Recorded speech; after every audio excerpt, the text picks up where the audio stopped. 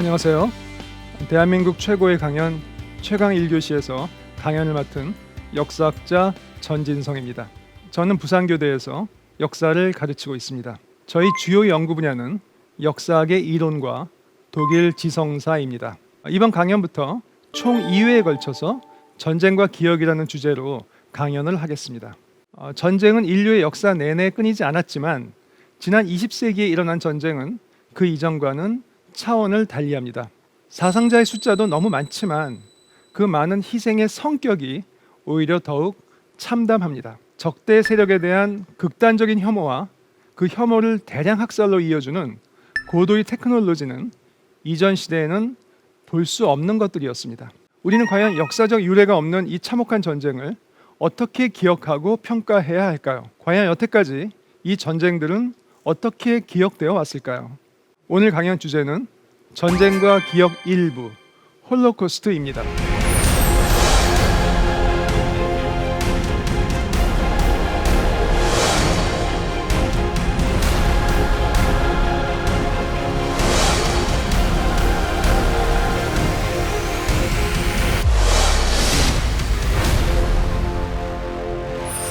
독일 나치에 의한 유대인 학살을 지칭하는 용어 홀로코스트는 이미 우리 사회에서도 낯선 말은 아닙니다.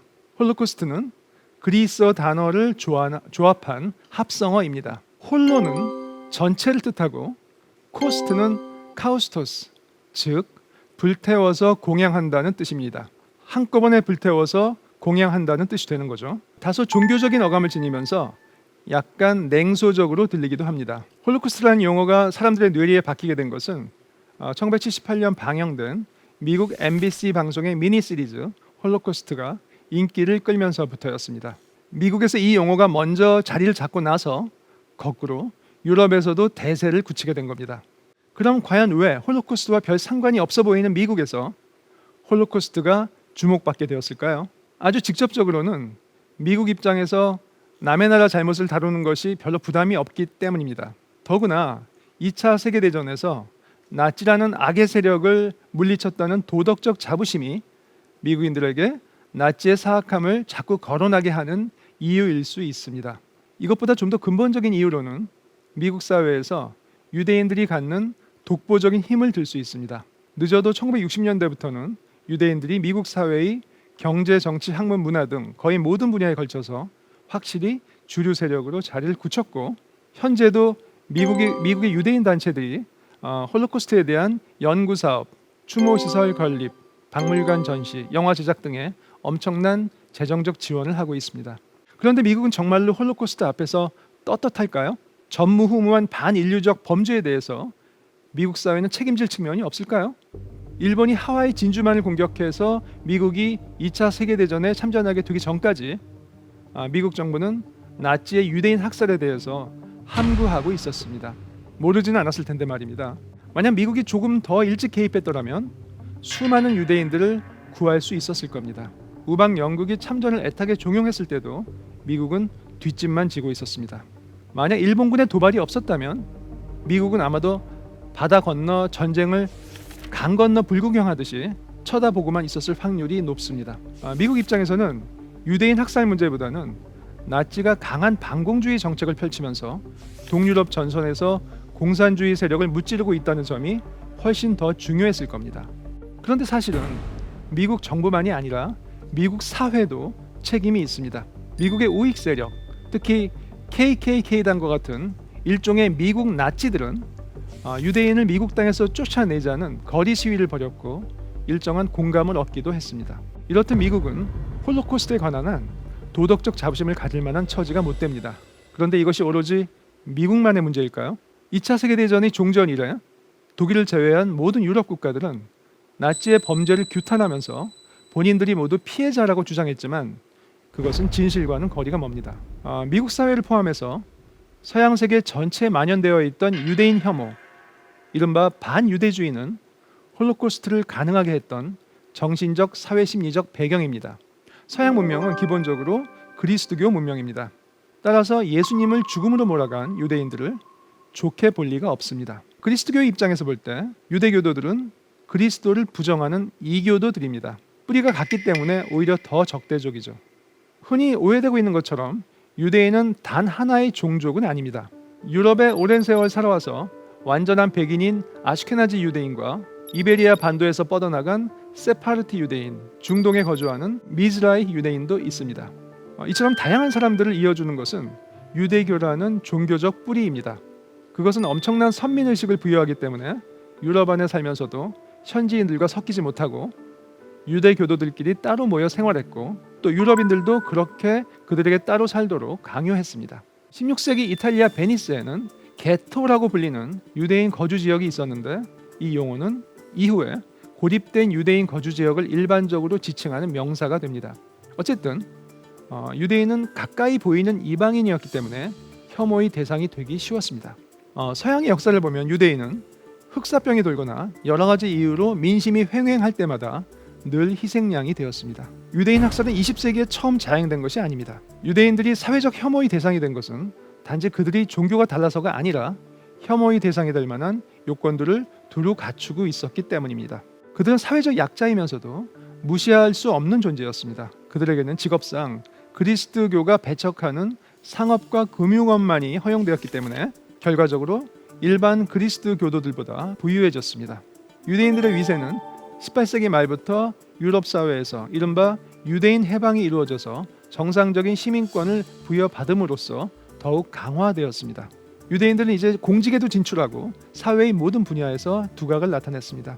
그럴수록 옛 종교적 편견보다 더욱 심한 혐오감이 팽배하게 됩니다.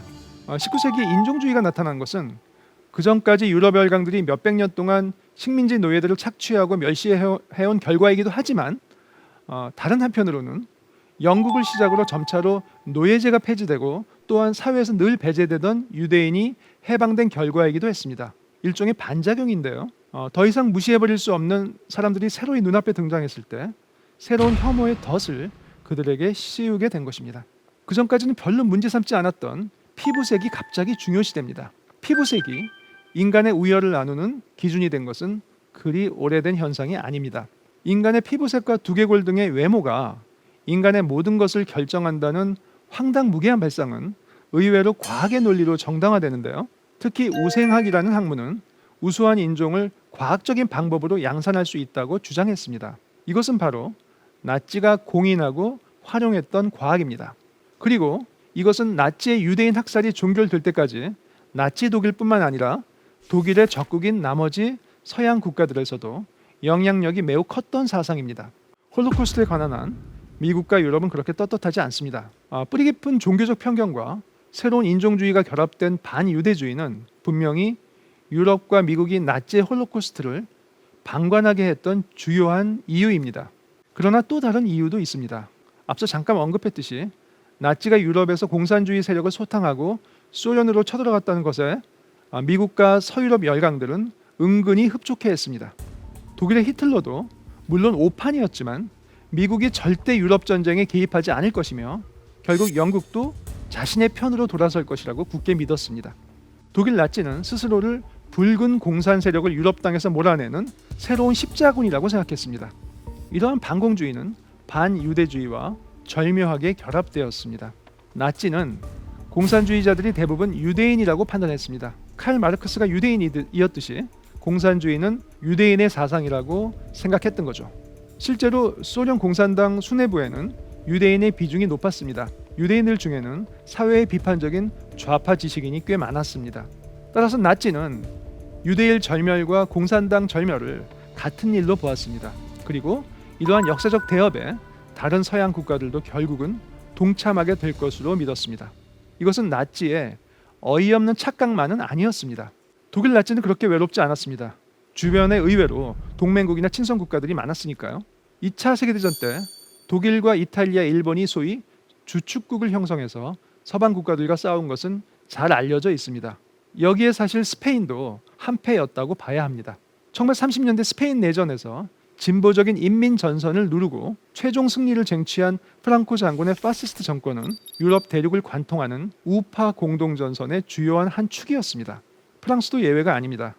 2차 세계대전이 끝난 후에 프랑스는 나치에 점령당했던 5년간의 기간을 민족적 치욕으로 규정하면서 그 암울한 시절에도 침략자에 맞서 조국의 자유를 되찾기 위해 영웅적으로 헌신했던 저항 세력, 즉 레지스탕스가 있었다고 내세워 왔습니다. 프랑스는 과연 나치에 점령당해 있었던 걸까요? 프랑스가 과연 피해국이었을까요? 나치에게 군사적으로 패배해서 점령당한 것은 맞습니다. 그러나 그것은 다른 한편으로는 독일 우익인 나치와 프랑스 우익 세력 간의 공조라는 측면도 있습니다. 북프랑스가 나치의 손아귀에 떨어지자 나머지 3분의 1 정도의 남프랑스에는 친독 정권인 비쉬 정권이 들어서서 자치권을 유지했는데 남프랑스 온천 휴양지 비쉬를 수도로 삼았기 때문에 비쉬 정권 혹은 비쉬 프랑스라고 불립니다. 나치 독일에 협력했던 비쉬 정권은 단순한 괴뢰 국가처럼 보이기 쉽지만 사실은 범유럽적 우파 연합의 한 축으로 보는 것이 좀 더 적절할 겁니다. 비쉬 프랑스는 자국 내 유대인을 색출하는데 나치에 못지않게 열광했습니다.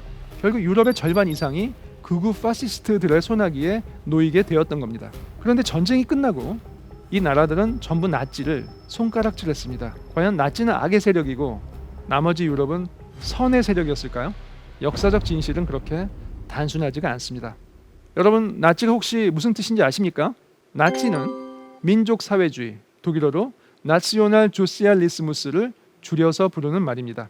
소련식 좌파 사회주의가 아니라 민족의 배타적 이익을 추구하는 우파 사회주의입니다. 그것은 1920년대부터 유럽을 풍미하던 파시즘의 독일적 형태입니다.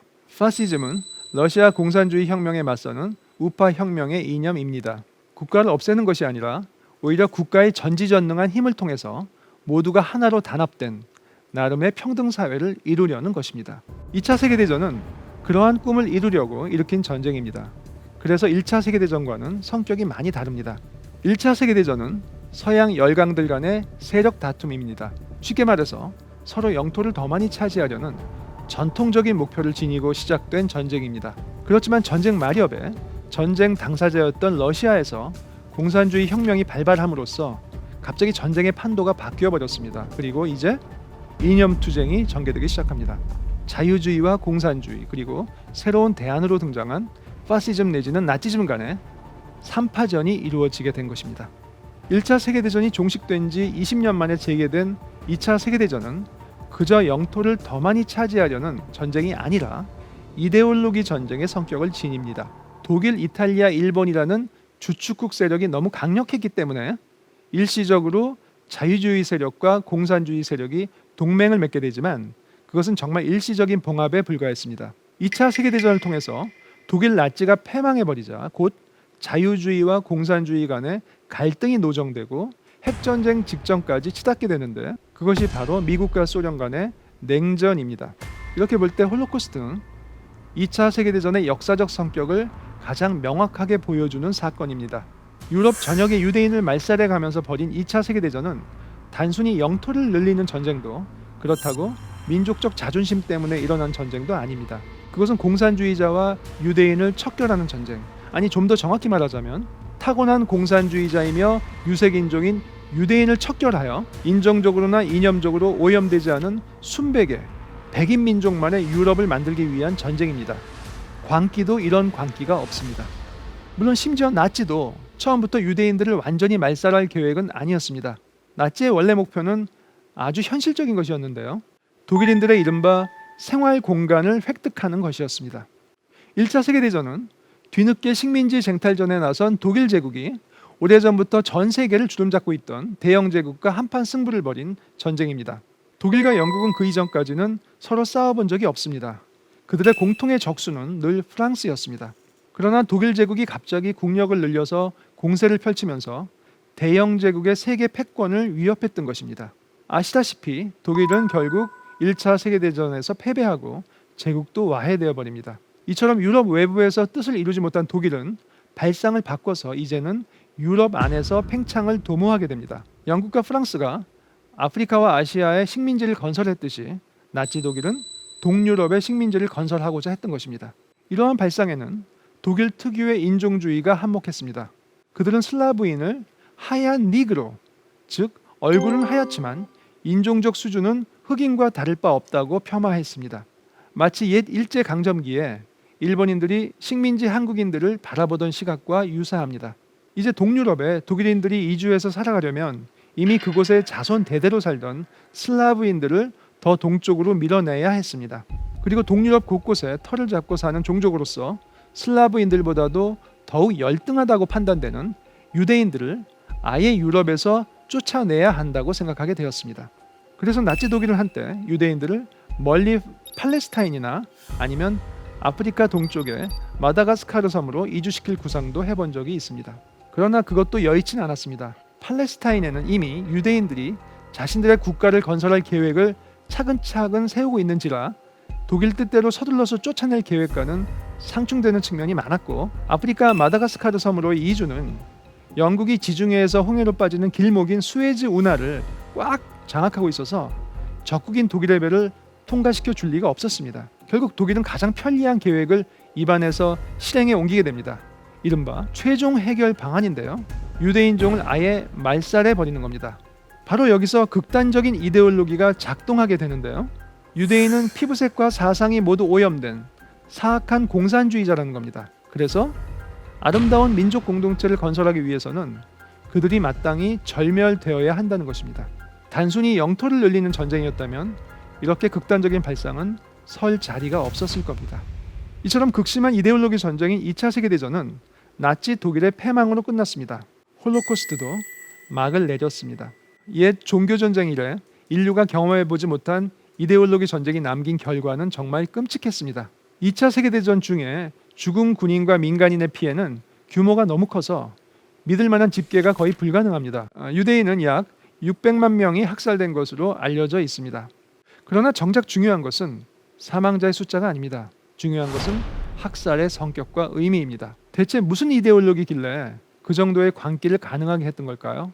혹시 이데올로기가 문제가 아니고 뭔가 다른 원인이 있었던 것은 아닐까요? 전후 세계는 마땅히 나올 수밖에 없는 질문들을 사전에 봉쇄해버렸습니다. 왜냐고요? 역사적 진실이 전후 세계 질서를 구축하는데 별로 도움이 되지 않았기 때문입니다. 아니, 오히려 심각한 방해가 되었죠. 세계는 곧바로 미국과 소련 간의 냉전 체제에 들어섰습니다. 세계대전 때 서로가 동맹이었던 사실은 오히려 감추고 싶었습니다. 상대방을 악마화해야 하니까 과거에 악마와 손을 잡았던 기억은 지워버리는 게 좋겠죠. 이제 독일은 양분되어 미소 양편에 속하게 되었고, 일본은 미국 측에 줄을 서게 되었습니다. 전시에 그들이 저지른 범죄를 부각시키는 것은 이제 어느 정도 선에서 자제되어야 했습니다.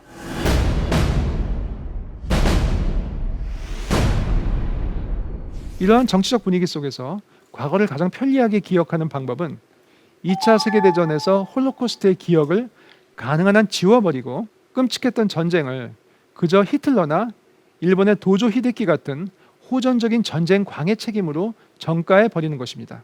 서양 문명 전체에 만연되었던 반유대주의와 반공주의의 결탁은 유대인을 미워하던 히틀러와 그 부하들의 개인적인 심리 문제로, 또는 기껏해야 독일 사회의 비민주성과 후진성의 문제로 축소되었습니다. 독일은 홀로코스트의 당사자인 가해국입니다. 독일은 또한 자기 민족의 불미스러운 과거사를 어떻게 감추고 드러내며 스스로의 잘못을 인정하고 또 변명하며 책임을 전가하면서 또 책임져 왔는지, 그 모순적인 과정을 가장 처절하게 보여주는 사례입니다. 흔히들 일본은 과거의 악행을 부정하고 자기 민족의 잘못에 대해서 사과를 안 하는 반면에 독일은 진정으로 반성하고 사죄했다고 알고 있습니다. 실제로 그런 면이 있지만 독일이라고 해서 처음부터 자발적으로 사과하고 흔쾌히 책임을 짊어졌던 것은 전혀 아닙니다. 물론 독일과 일본은 처음부터 조건이 달랐습니다. 일본은 미국과 동맹관계를 맺으면서 미국 핵무기의 보호막, 이른바 핵우산 아래 자발적으로 편입되어서 안전을 보장받고 경제 발전에만 주력할 수 있었죠. 따라서 아시아 주변국들은 전혀 안중이 없었습니다. 이에 반해서 유럽의 한가운데 위치한 독일은 주변국의 눈치를 안 살필 수가 없었죠. 주변국의 형식적인 사과라도 하지 않으면 도저히 버텨낼 수 없는 상황이었습니다. 나치가 전당대회를 열던 도시 뉘른베르크에서 1946년에 시작된 군사 재판은 승전국에서 온 재판관들이 나치 주요 전범들을 처벌했는데, 이 재판은 독일인들에게 나치 청산을 외부 세력에게 맡기고 정작 본인들은 과거에 대한 진지한 반성 대신 오히려 과거의 부담을 쉽게 떨쳐내는 기회가 되었습니다. 이제 법적인 판결이 이루어졌으니까 나머지 독일인들은 무죄라는 겁니다. 독일의 나치 청산은 처음부터 자발적으로 이뤄낸 것이 아니었습니다. 특히 냉전의 전 세계적 여파 속에서 분단된 독일의 서독은 여러 차례의 사면법 제정을 통해서 나치 전범들을 대대적으로 사면해서 다시금 사회에 복귀시키고 나치 청산 작업을 하루빨리 종결짓고자 했습니다. 이러한 분위기 속에서 홀로코스트를 거론하는 것은 전혀 달갑지 않은 일이었습니다. 서독은 1960년대 초까지 소위 라인강의 기적이라 불리는 폭발적인 경제 성장을 이뤄냈습니다. 따라서 과거사는 전혀 사회적 관심의 대상이 못 되었죠. 그리고 과거의 책임은 모두 나치에게 전가해버렸죠.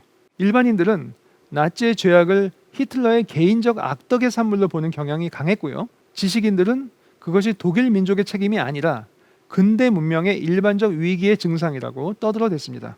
이것은 아주 교묘한 변명이었습니다. 당대의 대표적 역사가 프리드리히 마이네케는 1946년에 발간한 독일의 파국이란 책에서 히틀러가 보여준 면모는 독일의 민족 전통과는 아무런 상관이 없고 오히려 서유럽에서 발원한 근대 문명의 소산이라고 주장했습니다. 히틀러는 전형적인 독일인이 아니라 독일인이 변질된 모습이라는 겁니다. 그런데 하필 독일에서 파국이 진행된 것은 그저 비극적 운명 때문이라는 겁니다. 같은 시기의 역사가 게하르트 리터는 한술 더 떠서 히틀러의 선배는 프랑스 독재자 나폴레옹이라고 말했습니다. 나폴레옹의 침략 전쟁을 히틀러가 따라했다는 겁니다. 따라서 히틀러가 자행한 악행의 원인은 독일만이 아니라 유럽 전체의 문화적, 도덕적 타락에서 찾아야 한다고 리터는 주장했습니다. 이러한 교묘한 변명은 일견 솔깃하게 하는 측면이 있습니다. 앞서 언급했듯이 나치 독일이 패망하면서 모든 죄를 다 뒤집어 쓴 측면이 있습니다. 나치가 나빴다고 그들의 적이 선했던 것은 아닙니다. 그렇지만 마이네케나 리터의 의견은 홀로코스트에 대한 책임을 전혀 염두에 두지 않은 발언입니다. 전후 초기 독일에서는 홀로코스트를 생략시킨 이러한 식의 변명이 대세를 이루었습니다.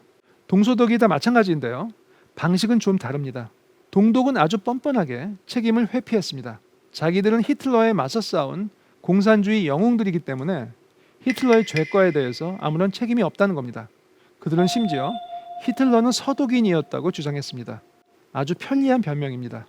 이에 비해서 서독은 좀 더 교묘한 방식을 취했습니다. 근대 문명이 만들어낸 나치라는 괴물에 의해서 자신들도 피해를 입은 사람들이라고 변명했습니다. 예컨대 독일 군대를 그렇게 변호했습니다. 나치 독일의 정규군을 국방군, 베어마흐트라고 불렀는데요. 서독 사회는 독일 정규군과 나치 친위대, 즉 SS를 분리시켜서 SS만 악마화하는 전략을 취했습니다. 그래서 독일 정규군은 일반 독일 민간인들과 마찬가지로 사악한 나치에 의해서 큰 피해를 입은 희생자로 둔갑하게 됩니다. 그들은 원래 전쟁을 원치 않았으나 나치가 벌여놓은 전쟁에 어쩔 수 없이 끌려 들어갔고 그래도 조국을 지키기 위해 끝까지 헌신했다는 것입니다. 대단한 상상력이죠. 이처럼 나치 휘하의 독일 정규군이 전적으로 결백하며 오히려 큰 피해를 받았다는 발상은 1955년 서독의 군대인 연방군 분데스웨어를 창설하는 정당성의 근거가 됩니다. 물론 군인을 피해자로만 간주하기에는 좀 부적절하기 때문에 새로운 방식의 영웅주의가 필요했습니다. 바로 7월 20일의 신화인데요. 1944년 7월 20일 나치 독일 패전의 기운이 역력할 때 독일군 수뇌부의 일부가 히틀러 암살을 시도합니다. 미리 설치해둔 폭탄이 히틀러 앞에서 터졌는데 히틀러는 용케 무사했습니다. 거사가 실패로 돌아가고 가담자가 대대적으로 검거되어서 수백 명의 군인이 처형당했습니다.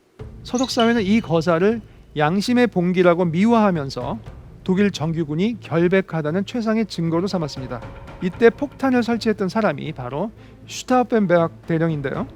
여러분 혹시 2008년에 개봉된 헐리우드 영화 작전명 바이키리 보셨나요?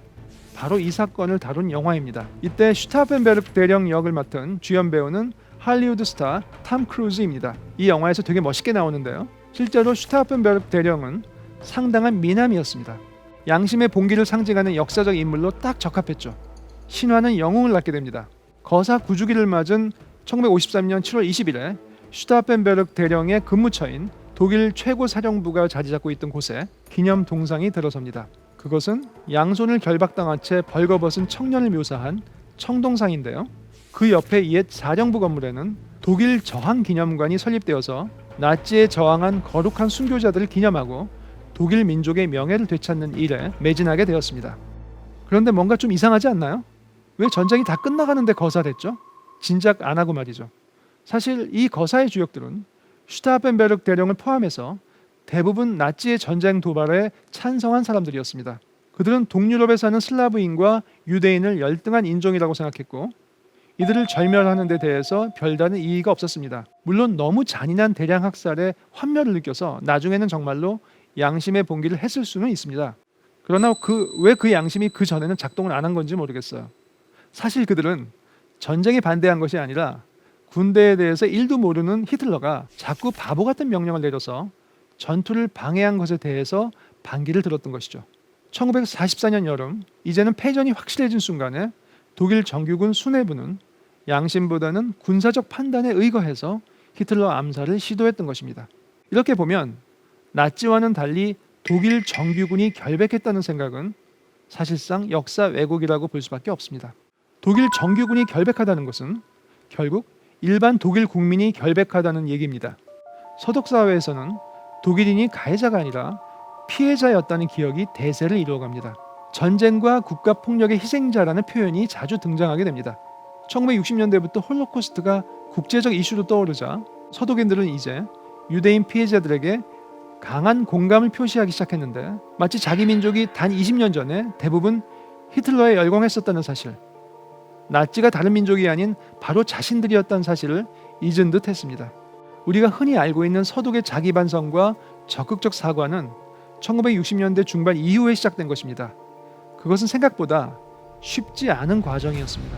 심지어 1990년 독일 통일 이후까지도 이러한 피해자 정체성은 지속되었습니다. 아니 오히려 통일과 더불어서 그간 감추고 있던 원통함의 기억들이 물밀듯 터져나왔습니다. 통일의 주역인 헬무트 콜 총리가 독일인들이 스스로를 추모할 수 있는 중앙시설을 만들자고 제안한 것은 바로 이러한 추세를 정치적으로 이슈화한 것이었습니다. 콜 총리는 새로운 독일이 오랜 자학적 관념으로부터 벗어나서 스스로를 당당하게 추모할 수 있어야 한다고 주장하면서 19세기의 프로이센 왕국의 수도 베를린 한가운데 만들어진 신위병소 건물을 꼽았습니다. 왕궁 앞에서 보초들이 근무하던 건물입니다.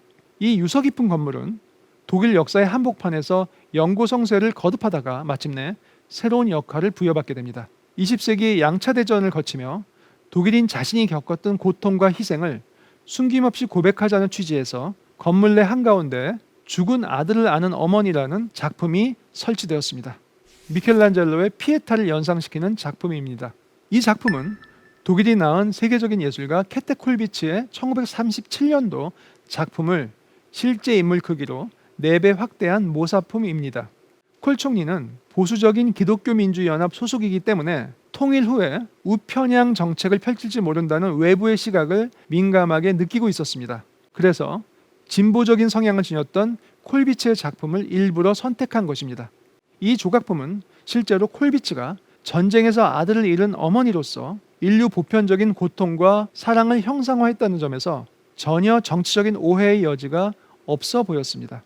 그러나 정말 정치적인 혐의가 없었을까요? 언뜻 보기에 이 추모의 장소는 국가와 민족의 경계를 넘는 감동을 선사하지만 독일 내에서 의외로 반대 의견이 많았습니다. 비판자들은 원래의 순수했던 예술 작품이 국가적 기념비로 탈바꿈됨으로써 남성 군인의 죽음이 모든 희생을 대변하게 되고 죽은 나치까지도 은근슬쩍 피해자로 둔갑시킨다고 지적했습니다. 이 비판은 정당합니다. 왜 하필 군인을 피해자로 내세웁니까? 과연 평범한 독일 시민, 여성, 독일 병사, 나치 친위대, 피난민, 유대인과 다양한 사회적 소수자들의 죽음을 동일한 차원에서 논할 수 있을까요? 과도한 자기연민의 연출은 자칫 과거를 얼버무리게 됩니다.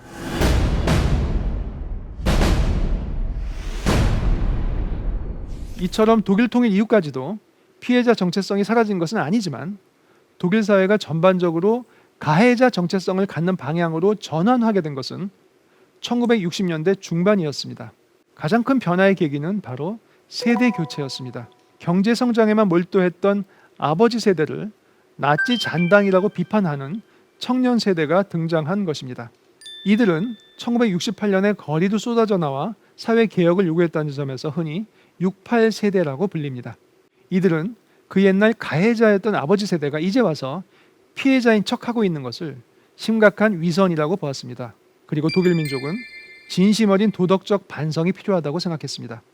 이들에게 영향을 끼친 것은 홀로코스트의 재발견이었습니다. 앞서 언급했듯이 1960년대부터 유대인의 영향력이 증대되면서 홀로코스트가 세계적 화두로 떠오르게 되었고 독일 청년들도 당연히 그것에 관심을 갖게 되었습니다. 홀로코스트가 세계적 화두로 떠오르는데 큰 역할을 했던 것이 바로 1961년에 아돌프 아이히만 재판입니다. 그야말로 세기의 재판이었죠. 유대인들을 수용소로 보내는 수송 책임자였던 아이히만은 그 지위상 1급 전범은 아니었지만 600만 유대인 학살에 결정적으로 기여한 사람입니다. 그는 자기 손으로 직접 사람을 죽인 것이 아니라 행정적인 일을 처리했기 때문에 소위 탁상의 학살자로 불립니다. 나치 패망 후 아이히만은 남미 아르헨티나로 도피해서 이름도 바꾸고 과거를 숨긴 채 10년을 평범한 노동자로 살았습니다. 그러나 이스라엘 정보기관 모사드에 의해 발각되어 체포되고 이스라엘로 납치되어서 이스라엘 수도 텔아비브의 법정에 서게 됩니다. 그의 재판은 전 세계에 생중계되었습니다. 법정에서 아이히만은 시종일관 자신은 상부의 명령에 따랐을 뿐이므로 죄가 없다고 강변했습니다. 공무원으로서 할 일을 다했다는 겁니다. 끝까지 반성과 사과를 거부한 그는 결국 사형 언도를 받고 교수형에 처해졌습니다. 당시 이스라엘 법정에는 미국에서 날아온 한 저명한 학자가 재판 과정을 지켜보고 있었습니다. 바로 20세기를 대표하는 정치사상가 한나 아렌트였습니다. 그녀는 재판 과정을 자신의 관점으로 정리해서 미국의 정치 시사지 뉴요커에 연재 기고했고 이 기고문들을 정리해서 1963년에 저서 예루살렘의 아이히만을 출간했습니다. 우리말로도 번역이 되어 있고 많이 알려진 책입니다. 이 책의 부제가 특히 유명합니다. 바로 악의 평범성인데요.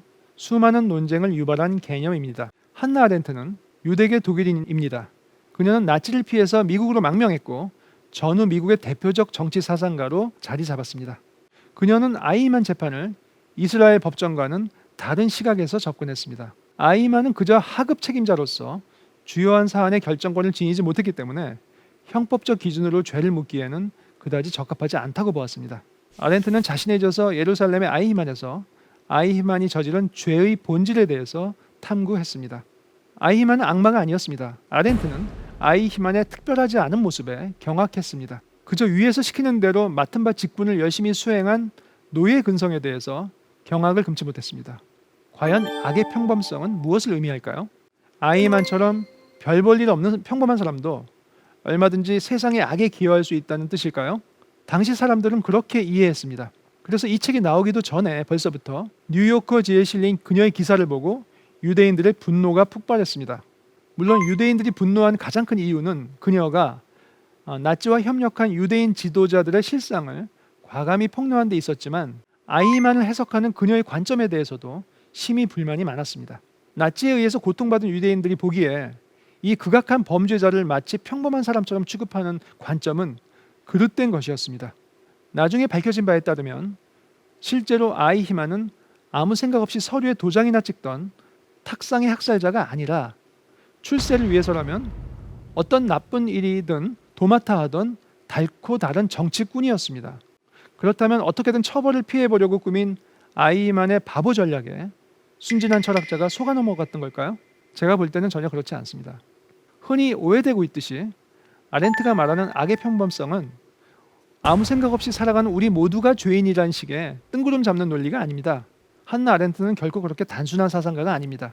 아렌트는 특별히 나치에 저항하지 않고 사태를 방관했던 평범한 독일인들 모두가 다 죄인이라고 말한 적이 없습니다. 죄는 구체적인 행위를 해야 성립되는 거죠. 아렌트는 아이히만이 멍청이가 아니라 확신에 가득 찬 나치 당원이었고 자신의 확신에 따라서 행동했음을 잘 알고 있었습니다. 아렌트가 보기에는 평범한 게 문제가 아니라 오히려 쓸데없이 강한 맹목적 신념이 문제입니다. 그런 신념은 자기 스스로 치열하게 고민해서 얻은 확신이 아니라 그저 남이 만들어준 가치를 마치 제 것인 양 연기하는 것에 불과합니다. 아이히만은 심지어 형장에서까지 자기가 외워둔 멋진 얘기를 할 정도로 속물적 가식에 찌든 사람이었습니다.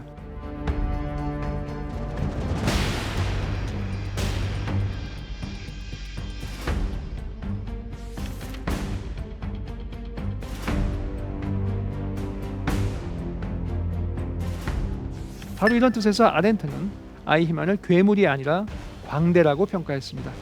그녀의 시각으로는 아이히만의 근본적인 악덕은 남다른 악의에 있는 것이 아니라 오히려 제대로 악을 행할 만한 내면적 용기도 없는 그야말로 생각의 부재에서 비롯되었습니다. 아무리 그릇된 명령이라도 그것을 충실히 이행하는 데만 몰두하는 저열한 정신 상태야말로 반인류적 범죄를 초래한 원천이었다는 겁니다. 그냥 대세를 따를 뿐이라 겉으로만 확고해 보이고 실제로는 맹목적인 신념이 정말로 문제라는 겁니다. 이런 사람들은 정말 대책이 없습니다. 각성이 없는 사람들이죠. 여기서 우리는 악의 평범성이라는 개념을 재고해 볼 필요가 있습니다. 그것은 영어로는요, The Banality of Evil인데요. 여기서 Banality는 실은 평범성이라기보다는 천박함이나 저속함을 의미합니다. 이것을 평범성이라고 번역하게 되면 아렌트의 본뜻이 와전됩니다. 다시 말하지만 아렌트는 평범한 독일인들 모두가 죄인이라고 보지 않았습니다. 수동적인 평범함보다는 능동적인 천박함, 즉 자기 자신을 속이고 편리하게 정당화하는 속물 근성에 악이 깃들어 있습니다. 여기서 대단히 중요한 철학적 주제가 등장합니다. 과연 독일인들은 죄가 없는가? 각자는 자기가 행한 만큼 자기 몫에 죄가 있습니다. 만약 모두가 죄인이라면 사실상 아무도 죄가 없는 것이나 진배가 없죠. 죄는 개별적입니다. 단지 독일인이기 때문에, 일본인이기 때문에 너는 무조건 죄인이야 라고 말할 수는 없습니다. 여기서 아렌트는 죄와 책임을 구분하자고 주장합니다.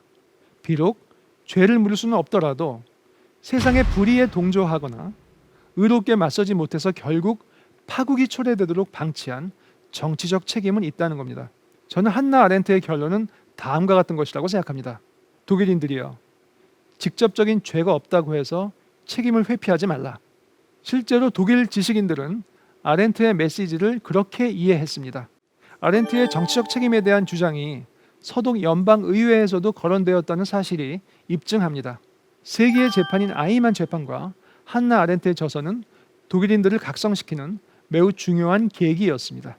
1960년대 중반부터 본격적으로 시작되는 독일의 과거사 청사는 분명히 독일 사회의 도덕적 각성에서 비롯되었습니다. 독일 민족의 죄, 근대 문명의 죄라는 식으로 뭉뚱그리지 말고 각자 자신의 죄를 속죄하고 설령 구체적 죄가 없더라도 정치적 책임을 통감하자는 것입니다.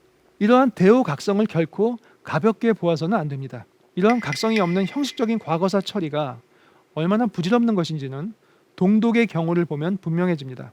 겉으로는 시원하게 나치 잔당을 소탕한 것처럼 보였지만 아무런 자기 반성과 책임 의식도 동반되지 않았기 때문에 결국 통일 후에 옛 동독 지역에서 신나치가 극성을 부리는 결과가 초래된 것입니다. 1960년대 중반 이후 서독에서는 과거 극복, Vergangenheitsbewältigung이라는 용어가 확고히 자리 잡게 됩니다. 다른 나라에서는 찾기 힘든 용어입니다. 과거 극복이라는 용어의 등장은 과거의 잔재를 단번에 청산하고 잊어버리는 게 아니라 두고두고 성찰하고 책임져서 극복해내겠다는 의지의 발로입니다. 서독의 과거 극복은 역사 교과서, 역사학 연구, 역사 정책, 추모시설 건립, 피해자에 대한 사과와 배상, 그리고 각종 문화예술의 영역에 이르기까지 다양하게 이루어졌습니다.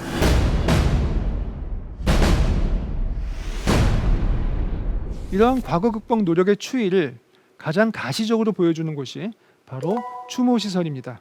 세계에서 독일처럼 추모시설이 많은 곳은 아마 없을 겁니다. 특히 베를린은 그야말로 기억의 도시라 할 만합니다. 생활 속 곳곳에 과거의 잘못을 환기시키는 시설들이 존재합니다. 베를린의 대표적 버스 노선인 100번 버스의 한 정류장에는 아돌프 아이히만의 대형 사진과 더불어서 그 뒷면에 옛 유대인 랍비의 설교가 적혀 있습니다. 구원의 비밀은 기억에 있다. 독일 사람들이 바쁜 일상 속에서도 과거를 잊지 말라는 경고입니다. 베를린시 외곽에 자리 잡은 철도역인 그루네발트역에는 17번 선로라는 시설이 있습니다. 멀리 수용소로 강제 이송될 사람들을 집결시켜서 떠나보내는 출발점이었던 곳입니다. 그루네발트역의 가장 끝에 놓인 17번 선로에는 총 186개의 강철판이 있고 그 가장자리마다 베를린에서 수송된 유대인 숫자와 행선지를 연대순으로 새겨놓았습니다. 승강장을 한 걸음씩 디딜 때마다 그것에서 벌어진 참상을 기억하게 만드는 장치입니다. 국내에도 잘 알려진 베를린 유대인 박물관은 아우슈비츠 수용소에서 살아남았던 기구한 가족사를 지닌 미국 건축가 데니얼 리베스킨트가 설계한 건축물입니다. 건축물의 형상 자체에서 이미 유대인의 상처가 드러납니다. 이 비스듬하고 찢겨진 모습의 건물은 자체 입구가 없고 오직 옛 베를린 시박물관으로 입장해서 그 지하 통로를 통해서만 진입할 수 있습니다. 사라진 유대인들의 역사가 이 도시 역사의 주요한 일부였음을 환기시키는 장치입니다. 이 건물 내부의 공간 중 특히 인상적인 것은 기억의 공허라는 이름의 방입니다. 정말 아무런 유품도 없는 말 그대로 비어있는 방입니다. 관람객의 발소리만이 쩌렁쩌렁 울립니다. 사라진 유대인들을 애석해야 하는 마음이 잘 표현되어 있습니다. 2005년에 완공된 유럽에서 학살된 유대인들을 위한 기념비, 일명 홀로코스트 기념비는 미국 건축가 피터 아이젠만이 설계한 것인데요. 독일 역사상 최초로 독일 연방의회가 의결해서 만든 공공미술작품입니다. 베를린 중심부에 자리 잡은 이 추모시설은 국가시설인 만큼 거대한 규모를 지니지만 권위주의적인 모습과는 거리가 멉니다. 서로 다른 높이를 지니고 아무런 표식이 없는 총 2,711개의 콘크리트 기둥들이 마치 물결치듯 늘어서 있어서 관람객들이 그 기둥의 숲속에서 각자 개인적인 사색의 시간을 갖도록 배려했습니다. 마치 공동묘지를 배회하듯이 말입니다. 과거를 반성하는 독일의 도덕적 우월성을 뽐내는 듯한 기색은 전혀 엿볼 수가 없습니다. 독일이 얼마나 과거 극복을 위해서 노력하는지를 보여주는 가장 생생한 현장입니다. 그런데 독일의 과거 극복 노력에 대해서 자주 거론되는 비판은 너무 유대인에 대한 사과에 치우쳐 있다는 것입니다. 사실 그런 측면이 없지 않습니다. 이 점은 독일인들이 반드시 깊게 고민해 봐야 할 사안입니다. 사실 나치는 유대인을 괴롭혀서 나쁜 게 아니라 그 누구든 간에 사회적 약자를 괴롭힌 게 나빴던 겁니다. 특정 부류의 사람들은 낙인 찍고 박해한 게 문제였다면 거꾸로 무조건 특정 민족에게만 호의를 베푸는 것도 옳지 않습니다. 유대인이기 때문에 죽어야 한다는 것과 유대인이기에 무조건 특혜를 받아야 한다는 것은 사실상 동일한 논리적 구조를 지니고 있습니다. 사실 독일 정부는 이스라엘에 대해서 비판하기를 늘 주저합니다. 그러나 독일인들 스스로도 자신들의 기억이 또다시 편파적이라는 것을 깨닫고 이제는 유대인 이외의 피해자들도 정성껏 추모하고자 애쓰고 있습니다. 강제노동 피해자, 장애인, 성소수자, 신티와 로마족, 즉 집시 희생자들을 추모하는 시설이 도처에 마련되고 있습니다. 최근에는 옛 독일 제국 시절의 아프리카 식민지에서 행한 학살에 대해서도 금전적 보상을 시작했습니다. 과거 극복은 매우 어려운 과정이지만 특히 까다로운 것은 불행했던 과거의 원인을 밝히고 방지책을 마련하는 것입니다. 그런데 홀로코스트는 정말로 이해하기 힘든 과거입니다. 일반적인 전시 범죄와는 차원이 다릅니다. 그것은 서양 세계가 창조해낸 근대 문명 자체에 대해서 회의감이 들게 합니다. 고도로 발전된 국가의 행정력이 뒷받침해주지 않았더라면, 공장식으로 체계적 단계를 거쳐서 학살하는 고도의 기술적 장치가 마련되지 않았더라면 수백만 명의 대량 학살은 아마 불가능했을 겁니다. 그것은 그깟 히틀러와 몇몇 하수인들의 악의만으로는 도저히 불가능했던 일입니다. 서양이 자랑하는 근대 문명의 일종의 프랑켄슈타인을 만들어낸 것이죠. 과연 이 전무후무한 사건을 어떻게 설명해야 옳을까요? 프랑스 철학자 장 프랑스와 리오따는 홀로코스트를 지진계를 파괴해버린 지진에 비유한 바 있습니다. 홀로코스트를 과연 어떻게 역사적으로 설명하는 게 올바를지, 아니 설명하려는 것 자체가 과연 올바른 일인지 독일 역사가들은 오랫동안 고민해왔습니다. 1980년대 중반 독일 지식계를 강타한 이른바 역사가 논쟁은 바로 이러한 문제를 공개적으로 논의하는 장이었는데요. 우파 역사가 에른스트 놀테는 나치의 극단적 행위가 사실은 소련 공산당의 범죄에 대한 반작용이었고 나치가 만든 수용소도 스탈린이 만든 수용소를 모방한 것에 불과하다고 주장했습니다. 즉, 나치의 행위는 소련 공산주의에 대한 범유럽적인 파시즘의 대응이라는 차원에서 보아야지 자꾸 도덕적으로 심판하려 해서는 곤란하다는 겁니다. 놀테의 견해에 대해서 진보적 철학자 하버마스 등 독일 지식계 전체가 나서서 반박했습니다. 놀테가 자꾸 남 탓하면서 독일의 죄를 상대화하고 있다는 겁니다.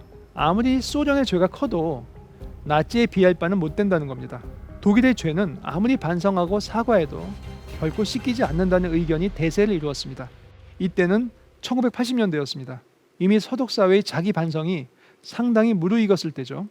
만약 놀테가 1950년대에 이런 의견을 냈다면 독일 지식계에서 많은 공감을 얻었을 겁니다. 놀테의 의견을 곰곰이 따져보면 실은 수긍되는 측면도 있습니다. 역사는 선악을 기준으로 단죄하기에는 너무나 복잡합니다. 어떤 일이든 다 역사적 맥락이 있기 마련이죠. 그러나 중요한 것은 그 말이 누구 입에서 나오고 있는가 하는 점입니다.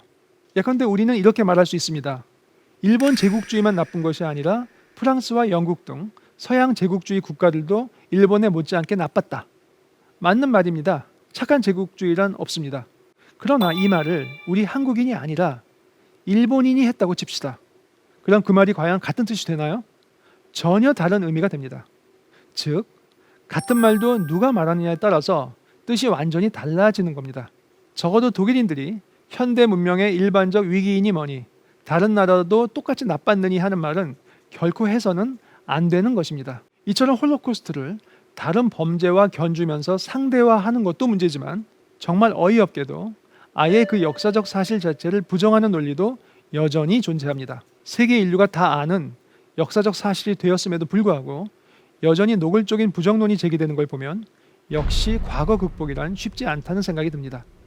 우리는 당연히 명백한 사실을 부정해서는 안 되고 진실을 손쉽게 상대화해서도 안 되겠지만 설령 피해 당사자라고 해도 진실이 단 하나이며 본인이 그것을 대변할 수 있다고 주장해서는 곤란합니다. 누구도 역사적 진실을 독점할 권한은 없습니다. 과거는 늘 열려 있어야 합니다. 진정한 과거 극복이란 과거를 단박에 정리해서 책임을 덜어내는 것이 아니라 오히려 끊임없이 문제 삼고 책임을 통감하는 것입니다. 오직 그럴 때만이 과거는 우리를 억누르던 마력을 잃고 더 나은 미래를 위한 자산이 됩니다. 우리나라의 과거사도 예외가 아닙니다. 홀로코스트는 어느덧 전 인류의 기억이 되었습니다. 저는 이것을 반드시 유대인의 고통에 특권을 부여하는 기억이라고 보지는 않습니다. 홀로코스트는 이제 전 인류가 자신의 과거를 되돌아보고 편협한 자기중심적 기억을 교정하기 위해서 참조할 수 있는 보편적 기준점이 되었습니다. 우리는 홀로코스트의 희생자들처럼 원통한 목소리들을 혹시 놓치고 있진 않은지 늘 귀 기울여야 합니다. 진정한 과거 극복이란 과거를 끊임없이 문제 삼고 책임을 통감하는 것이다. 과거는 어차피 단번에 청산될 수가 없습니다. 그것은 사실상 청산이 아니라 망각하는 것에 불과하죠. 우리는 과거의 의미를 항상 새롭게 되짚으면서 우리 자신의 책임에 대해서 진지하게 성찰해야 합니다. 그렇지 않으면 우리는 계속 과거에 발목 잡혀 한 걸음도 미래로 나아갈 수 없을 것입니다. 우리가 원튼 원하지 않든 과거는 늘 우리 곁에 살아 있습니다. 그 점을 명심해야 합니다. 지금까지 대한민국 최고의 강연 최강 1교시 전진성이었습니다. 고맙습니다.